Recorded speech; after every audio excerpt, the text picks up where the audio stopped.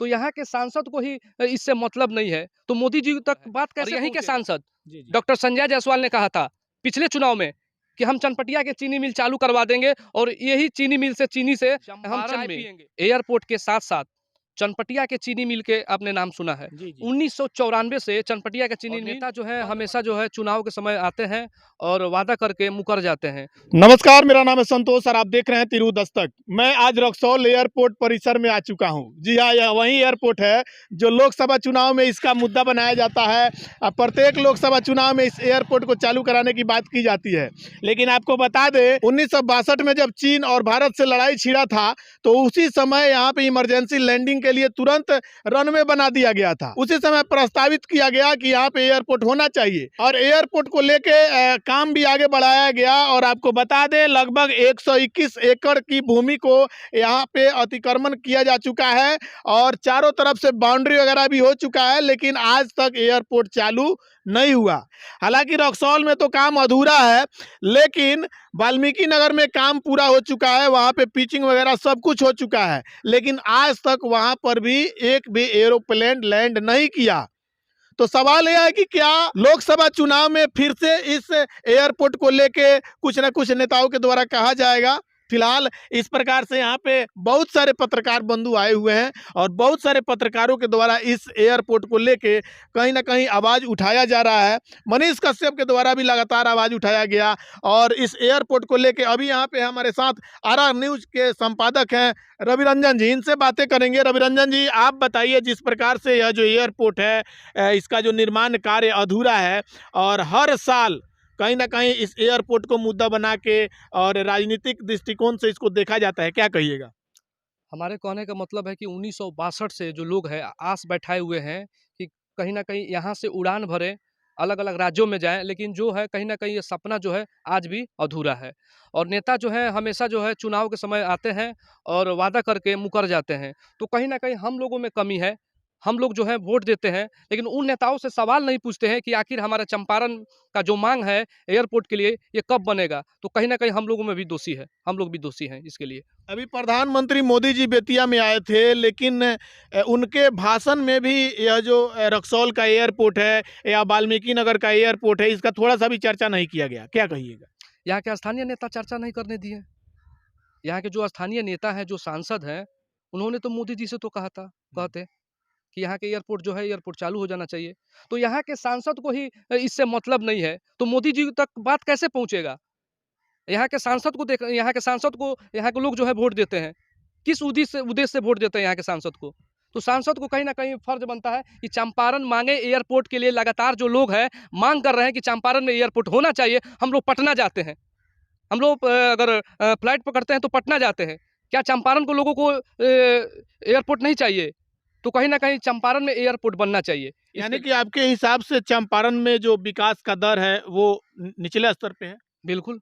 लेकिन अभी तो जैसे कि आपको रक्सौल, सुगौली, बेतिया, बगहा, हरिनगर जो फ्लाईओवर का निर्माण किया गया है, अभी डबल लाइन का काम तेजी से किया जा रहा है, हाईवेज का जो निर्माण तेजी से किया जा रहा है, इसका तो काम हुआ है, लेकिन उसमें एक एयरपोर्ट का जो कमी है वो कहीं ना कहीं फुलफिल नहीं। चंपारण में सिर्फ एक एयरपोर्ट की ही कमी नहीं है। चंपारण में एयरपोर्ट के साथ-साथ चनपटिया के चीनी मिल के आपने नाम सुना है।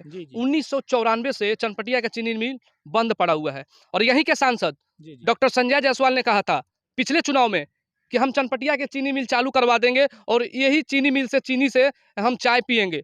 क्या वह सपना जो है लोगों के लिए पूरा नहीं हो पाया? यानी कि एक तरह से वादा करके और व्यवहार किया जा रहा है चंपारण से। देश के यशस्वी प्रधानमंत्री नरेंद्र मोदी जी चंपारण आए थे ना, तो क्या इन लोगों को कहना चाहिए कि चंपारण में जो मांग है, लोगों का मांग है, लगातार मांग किया जा रहा है कि चंपारण में एयरपोर्ट होना चाहिए और ये इंटरनेशनल एयरपोर्ट है जहां पे हम लोग खड़े हैं और ये एयरपोर्ट अगर बन जाए ना तो बिहार में इससे बड़ा रनवे जो है इंटरनेशनल जो एयरपोर्ट है उससे बड़ा रनवे कहीं नहीं है, तो बनना चाहिए।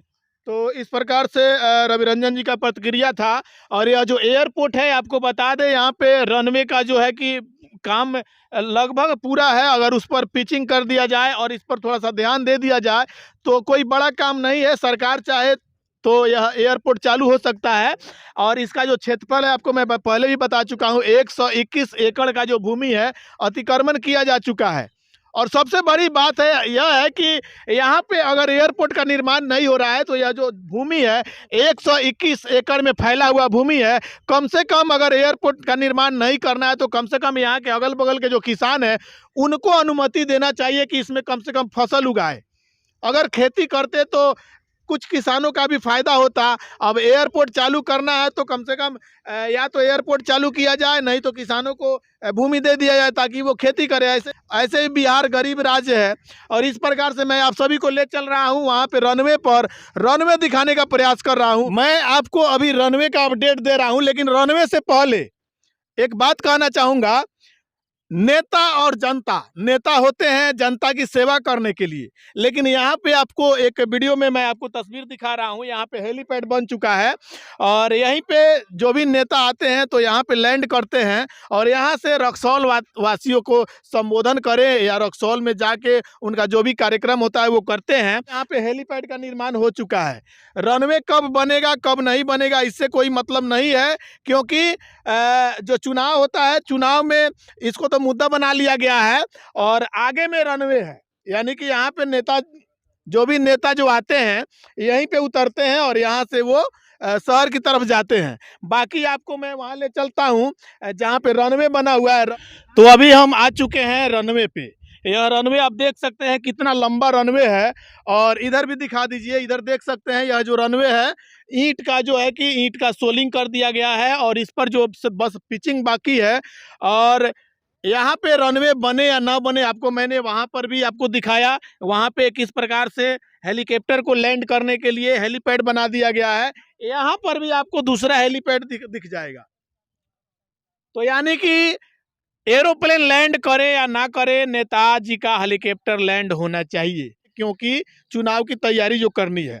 तो इस प्रकार से आप इस वीडियो को लेके क्या कहेंगे कमेंट करके जरूर बताएं। और यह जो एयरपोर्ट का जो क्षेत्रफल है आपके सामने है, देख सकते हैं कितना दूर में इस एयरपोर्ट का निर्माण किया गया है और सालों से लोग इस ताक में लगे हुए हैं कि चंपारण में कहीं ना कहीं इस एयरपोर्ट को चालू किया जाएगा और चंपारण वासी भी यहाँ से उड़ान भरेंगे और उनको जो है कि कम समय में अलग राज्यों में या अलग देश में जाने आने की जो सुविधा है वो मिलेगी। लेकिन कहीं ना कहीं यह सपना है और सपना कब पूरा होगा फिलहाल इसकी कोई समय सीमा निर्धारित नहीं की गई है, क्योंकि हाल ही में प्रधानमंत्री मोदी जी आए थे और मोदी जी के द्वारा भी इस एयरपोर्ट को लेके कुछ नहीं कहा गया है और ना ही वाल्मीकि नगर क्षेत्र का जो एयरपोर्ट बन के तैयार है उसको लेके कुछ कहा गया है। तो हालांकि अभी चंपारण में कब एयरपोर्ट चालू होगा, कब निर्माण कार्य शुरू होगा, इसकी कोई समय सीमा अवधि नहीं है। और फिलहाल अभी यहाँ पे बहुत सारे लोग मौजूद हैं, बहुत सारे मीडिया कर्मी भी आए हुए हैं और सभी लोग कहीं ना कहीं एयरपोर्ट देखने के लिए आते हैं। और आने के बाद क्या है कि यहाँ पे जब आते हैं तो ऐसा लगता है कि ये तो बन के तैयार हो चुका है और यह एयरपोर्ट जल्दी चालू हो जाएगा, लेकिन यहाँ आने के बाद यह चीज़ दिखता है कि यहाँ चारों तरफ भैंस बकरी ये सब चढ़ते हुए दिखाई देते हैं। यहाँ पे देख सकते हैं सभी जो लोग हैं यहाँ पे बकरी लेके और एयरपोर्ट में चरा रहे हैं। कहीं ना कहीं करोड़ों अरबों की जो संपत्ति है, जो भूमि है, भूमि को ऐसे ही छोड़ दिया गया है। अगर यह भूमि का इस्तेमाल खेती बाड़ी में भी किया जाता तो कहीं ना कहीं किसानों को थोड़ा बहुत लाभ जरूर हो जाता, लेकिन इस पर बिल्कुल सरकार का ध्यान नहीं है। इस एयरपोर्ट को लेकर आप क्या कहेंगे कमेंट करके जरूर बताएं। बाकी बने रहे हमारे इस चैनल पे और भी खबरों के लिए चैनल को सब्सक्राइब करें और ज़्यादा से ज़्यादा शेयर करें। मिलते हैं फिर अगले वीडियो में, तब तक के लिए जय हिंद।